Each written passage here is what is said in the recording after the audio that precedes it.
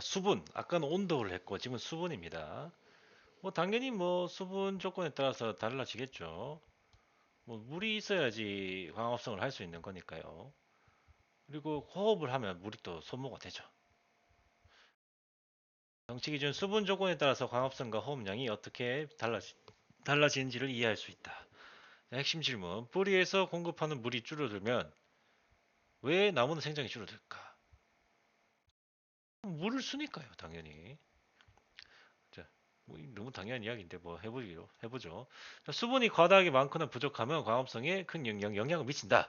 왜? 광합성에 물이 들어가니까요. 자, 수분이 부족하면 나무는 수분 손실을 막기 위해서 단기적으로 기공을 폐쇄한다. 자, 기공을 폐쇄하면 물의 이동도 막히는 겁니다. 왜냐면 물은 자, 뿌리를 통해서 흡수가 돼서 뿌리를 통해서 줄기로 들어와서 줄기를 통해서 가지로 간 다음에 가지에서 잎으로 이동합니다. 잎에서 기공을 통해 가지고 바깥으로 이렇게 뻗어져 가는 과정을 거치게 되는데 이게 물의 이동 과정이에요. 물의 이동 과정. 근데 기공을 닫아버리면 이게 다 막히는 겁니다. 다 막히는 거. 당연히 안 되겠죠. 물이 이동을 하지 않게 됩니다. 이동을 안 하면 광합성을 못 하는 거예요. 이산화탄소도 공급이 안 되겠죠. 이산화탄소를 흡수해서 하는 거니까요. 근데 광합성이 안 되겠죠. 뭐 물론 자체적으로 만들어지는 이산화탄소를 호흡을 통해서 만들어지는 이산화탄소를 쓸 수도 있습니다만 그걸 이제 막 전달해주고 이런 데도 에너지가 소모가 되기 때문에 쉽지는 않을 겁니다. 기공을 통해서 흡수하는 게 일반적인 거다. 이렇게 보면 됩니다. 수분 부족이 심해지면 세포질 내에서 원형질 분리를 일으킨다. 원형질 분리가 세포막이랑 세포벽이 떨어지는 겁니다. 그렇게 떨어지면 회복이 안 돼요. 회복이. 그리고 이제 장기적으로 봤을 때는 잎의 양이 줄어들고 생장량도 감소하게 된다. 그럼 문제가 되겠죠. 이거 나무가 죽는 겁니다. 그렇게 보면.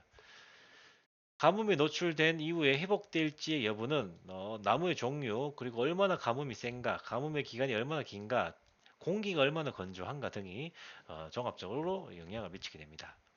심한 가뭄에 노출된 이후에는 겉으로는 회복되더라도 이미 그 이제 손상을 많이 받기 때문에 시간이 오래 걸리는 겁니다. 근데 나무니까 이 정도가 되는 거죠.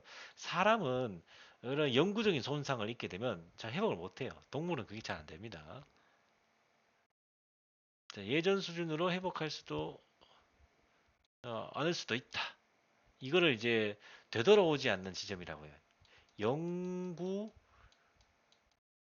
위조점이라고 부릅니다. 식물이 더 이상 상처를 회복하지 못할 만큼 수분의 압력 상태가 떨어지는 상태를 영구 위조점이라고 부릅니다. 근데 이거는 뭐 지금 여기서는 그런 개념이 안 나오니까 이런 게 있다 정도만 보도록 할게요. 이렇으니 가뭄으로 엽록체, 기공, 뿌리 끝부분이 영구적으로 손상을 입을 수 있기 때문이다. 말라서 삐뚤어지면 물을 줘도 안 되는 겁니다.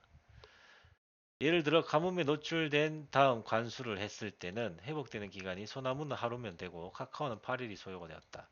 미성묘목은 회복하지 못한 적이 있다.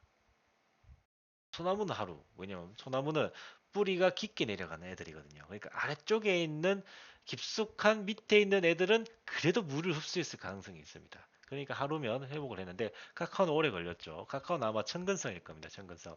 자, 묘목은 뿌리가 깊게 못 내려가겠죠.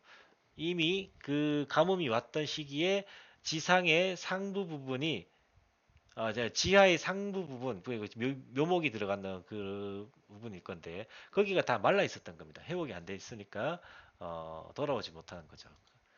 돌아오지 못할 강을 건너게 된 겁니다. 건조한 지역에 사는 미국 흰 참나무는 그리고 스텔라타 참나무는 5일 후에 가뭄 이중 수준으로 완전히 광합성이 회복이 되었다. 야, 이거는 건조한 지역에 살던 애들이니까 애초에 잘 건진 거죠. 설탄 단풍, 메이플, 그리고 흑호두 나무는 완전히 회복되지 못한 사례가 있다. 자, 이런 애들은 또 습한 지역에 잘 사는 애들일 것 같습니다. 선생님도 이런 나무는 처음 들어봐요. 토양의 수분이 과다하면 광합성 속도는 자, 또 너무 많아도 안 됩니다. 왜? 호흡을 못 하거든요. 뿌리도 호흡을 해야 됩니다. 뿌리도. 근데 물이 꽉 차서 공기가 못 들어오는 거죠. 토양의 삼상이라 해서 기상, 액상, 오상 이란 거를 여러분들이 농기초 시간에 했습니다. 분명히 했습니다. 내가 농기초 수업을 해본 적이 있거든요. 기억을 못할 뿐이죠. 그래서 기체가 차지하는 부분이 어느 정도 돼야 됩니다. 이게 25%일 때 가장 적절한 상태라고 부르는데 액체가 가득 차게 되면 공기는 빠져나갑니다. 왜냐하면 고상은 변하지 않거든요. 고상이 부분은 변하지가 않습니다. 근데 액상이랑 기상은 서로 상대적으로 왔다 갔다 합니다. 근데 액체가 차면 기체가 못 들어오니까 당연히 숨을 못 쉬게 되는 거죠. 숨을 못 쉬면 가는 겁니다. 여러분들 코랑 입 다 틀어막으면 피부로 호흡할 수 있습니까? 안 되죠. 식물은 온갖 부분에서 다 각자 호흡을 해야 됩니다. 왜냐하면 너무 크기 때문이죠. 그게 안 되니까 가는 겁니다. 야, 이런 나무가 있답니다. 사시나무류, 단풍나무류, 참나무류, 미송 이런 애들은 토양이 침수된 지 하루 또는 이틀 뒤부터 강합성률이 급속도로 감소한다. 호흡을 못하니까요. 호흡을 해야지 자, CO2가 들어옵니다. 물도 사실 호흡을 할 때 같이 들어옵니다. 물이 호흡, 기공을 통해서 같이 전달되기 때문이죠. 이게 물에 절여진 상태면은 이게 잘 이동을 못 합니다. 이 두 가지 문제가 생기는 거죠.